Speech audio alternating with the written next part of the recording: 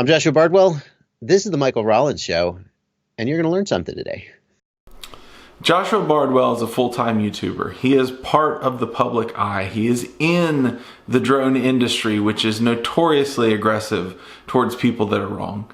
How strong does your identity have to be to exist in the public eye? More importantly, are all of the people that talk about you negatively right? And even more importantly, are the people that talk about you nicely, are they not as right as the people that talk about you poorly?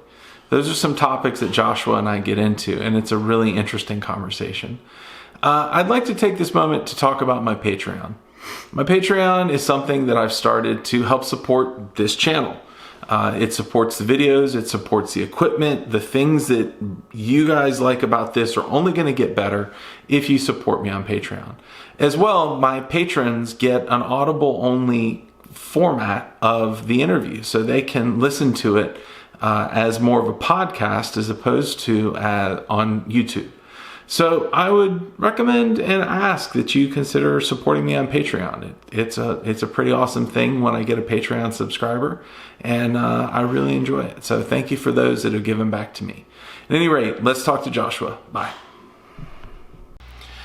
So that actually opens up an interesting line of questioning. You, for better or worse, you're now a relatively public figure, at least in the drone industry. People can say pretty much anything they want to say about you. And if you're in the right areas, it'll get back to you. Have you experienced a lot of hate or disagreement with what you say? Yeah. And how do you deal with that internally? That's tough because I am much more aware of negative feedback. What I like to say is whenever someone gives me a compliment on some deep level internally, I think, they're just an idiot. They don't know. And when someone criticizes me on some deep level, I think, oh my God, they see the truth. Right? There's some kind of insecurity. So I think a lot of people do this. They take criticism a lot more seriously than they take compliments. And it's tough because it's easy for me to get sucked into that and really just let it consume me and just argue with somebody on Facebook all day instead of doing anything else. And so there definitely are certain people and certain parts of the internet that I just stay out of because it's just bad for my mental health. Mm-hmm. At the same time, I'm worried. I do try to stay aware of, it would be really easy for me to only listen to people who said great things about me and never actually hear any valid criticism. And so it's tough to kind of keep that door cracked, but not just get sort of sucked into the morass. I find that there's typically, I've got a couple viewers that have been with me for a while, and definitely started out very negative. And I listened and tried to adapt to a certain degree without giving away who I am and how I do things. Have you had viewers that have influenced you where they've been critical of you and then at the same time it's influenced you to be better? Sure, absolutely. I mean, I don't think anybody could say no to that. It's tough because at any given time, I like to say that when you first start out, every single person who is following your content likes you, because the people who don't like you just don't pay attention to you. So in the beginning, there's just all this positive feedback. Eventually, you get to the point where two things happen. One is that you've been doing it long enough that you just change as a person and start doing something differently. And somebody says, man, you've changed. You used to be so good. And you're like, oh, shit, have I screwed it all up? And then the other thing that happens is you get big enough that people who really don't like you can't ignore you anymore. And you start hearing all this negative feedback. And it's really tough. You have to have a really strong sense of identity to decide how much of that to take seriously, how much to ignore, and just to deal with it. But the problem is that I don't think you can ever focus group your success, because at any given time, some people will be saying you're awesome. Some people will be saying you're terrible. Some people will be saying you've screwed up. Some people will be saying you just did the best thing they've ever seen, and you just can't make sense of any of it. It'll just drive you crazy. Mm-hmm. Yeah, it is. I've definitely, there have been a few folks that I've put out to pasture where I've just like, I've actually told people, if you don't like this, then there's the door. And it's been very few, and typically I don't personally get too bent around the axle when people attack me, but I get bent around the axle when people attack the people I'm interviewing. And that is typically when I get upset. Is when somebody does that. So I've got a short list of what I call quick questions. Okay. And they're kind of a fun way to end the interview, because we're coming up on 45 minutes here, a little over. And let me pull them up real quick. I would love. There's a couple in here that I want to hear your answer, because I think they'll be unique. So here's the whole premise is this, right? It's a quick question, but it doesn't need to be a quick answer. So take your time. So the number one question I have, and the answers to this have been the best, is you have one piece of gear that never breaks, but you can never upgrade it. You are stuck with that piece of gear to eternity. What would that piece of gear be for you? So it's got to be something that breaks and is super annoying. So like you probably wouldn't pick your goggles, because your goggles hardly ever break, right? Right. Like your frame breaks all the time. Like you could never upgrade it. It means like you could never get like a different one. Yeah, like if you pick your frame, then you're flying that same 5-inch or whatever frame for the rest of time. Yeah. I mean, you can't have, if I pick a frame, then I can't like have a 5-inch and a 7-inch. I have to fly that's not to say you couldn't have a 7-inch. Yeah. But you would always have to have that same 5-inch. Yeah. I mean, is it the frame? Frames are pretty durable. Maybe it's the motors. Here's the problem. Motors break all the time, and oh man, if you could give me a set of motors that were always perfectly balanced and never got dinged up, that would make such a big difference. But motors are probably going to get better. Yes. Right?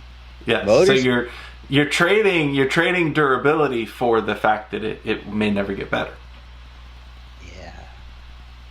I feel like the most value you could get would be motors. Here's the thing. Steel has flown the same freaking motors for like 5 years. Okay, he switched to Success. But Steel, like, he just has his motors that he loves, and he gets great results from it. I think I've had more trouble from, like, bad bearings and bad motors than anything else. So I guess I would probably pick motors. Okay. Yeah. I like that. Give me a perfectly balanced, always never dinged up set of motors. That's probably the right one. Okay. I don't know. Now, the real question is, what motor would that be? So why don't you, do you have a preference for what motor that would be? Well, obviously, I have my motors, the JB2407s from Lumineer. Obviously, I like those motors a lot. But if you said that's the only motor you can ever fly, on a 5-inch again, I don't know if I would pick that. That's not actually the best sort of all-round size.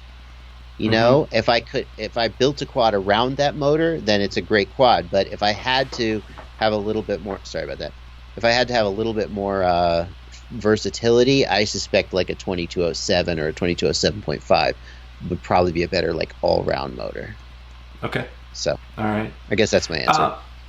So here's another good one for you. You get and review equipment constantly. Do you have any preferred equipment? Like, is there something that you fly every day? No, certainly not a quad. My goggles. I love these are Fat Shark HD3s with rapid fire. Like, if there's one piece of equipment that's just like, this is mine, it's these. Yeah, just probably that. I'm always flying different quads. My radio is pretty standard, but I can't think of a single piece of equipment I've had quite as long as these, I think. Maybe the rapid fire's new.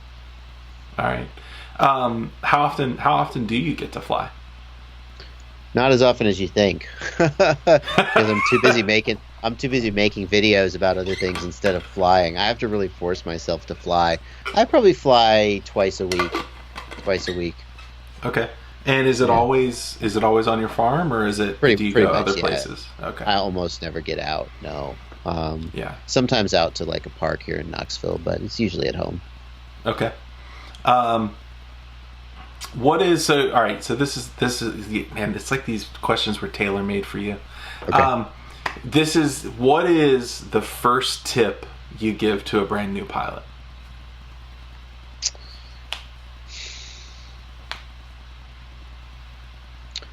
It's one of these two things. Take your props off. Don't plug in with your props on. Or that's a good one. Don't freaking plug your quad in when anyone else is flying. One of those two. One of those two. Probably the first one because it pertains to safety. But the second one is real close up there. I've met so many people. I've met so many people who will plug in, and these are people who have never been to maybe a bigger event, or even just if there's like 5 or 7 guys who are flying and they come out, they're used to flying just them or maybe them and their buddy, and they're or even some people who fly in more informal large groups, they're just plugging in on each other all the time and knocking each other out of the air, and it's like, you don't have to do that. But then they come to something like a quad camp or they're and they're plugging in, and we're like, don't plug in, you're knocking people out of the air. And they're like, it's okay, I'm not on your channel. No, it doesn't matter. It doesn't matter. You can still knock people out of the air. Just stop plugging in on people. So sounds like we found Joshua Bardwell's pet peeve. It's a sore spot with me because it's like because they argue with you. And it's like, no, you're just wrong. Stop. Right. Stop. Just don't do that. And then I feel bad because I'm like, because they're like, oh, sorry. I'm like, oh, I was just a jerk. But like, don't plug in on people. Don't plug in when people are in the air. I don't care what channel you're on. I don't care if you're in pit mode. Just don't plug in. Okay. All right. So I've got 2 more questions and then we'll wrap it up. Okay. GoPro Session 5 or GoPro Hero 7 Black? Hero 7 Black looks way better. I'm shocked at how much better it looks than the Session. It's got a bigger sensor. I would have to pick the 7. With Hyper Smooth is really good, and the Session 5 is like, it's going away. So it's heavy. It's the Hero 7 Black is heavier and bigger, so I don't love that. But if I had to pick one, it'd be the Hero 7 Black. Okay. And then finally, the last question, which I think you, we'll see what you say. Build or fly? Which would I rather do? Yeah, build or fly. I mean, I'd rather fly. Okay. But there's no denying the fact that for every 10 minutes of flying, you spend 40 minutes building, at least, right? Fixing your quads. Yeah. But no, I'd rather just fly. Okay. Yeah. All right. That's it. Cool. Thank you very much. Right. How can people find you? Where can they get in touch with you or just see you? Yeah, my YouTube channel. I'm on YouTube, of course. I'm sure there'll be a link in the video description. I would expect no less.